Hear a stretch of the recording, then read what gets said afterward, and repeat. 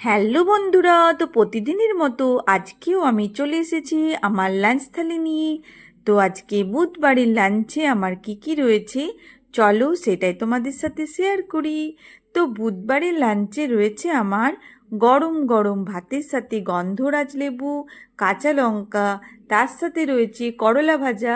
তো আজকে করলা ভাজাটা একটু পেঁয়াজ কুচি দিয়ে ভেজেছি, তার সাথে নিয়ে নিয়েছি একটা গরম গরম মাছ ভাজা, আর করেছি আলু ভেন্ডির একটা তরকারি, তার সাথে করেছি সর্ষে পেঁয়াজ টমেটো কাঁচা লঙ্কা দিয়ে মাছের ঝাল দেওয়া।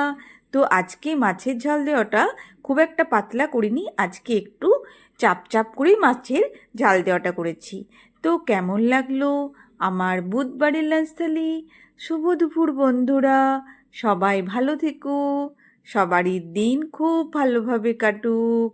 কাল আবার দেখা হবে অন্য এক থালি নিয়ে। তো গুড বাই।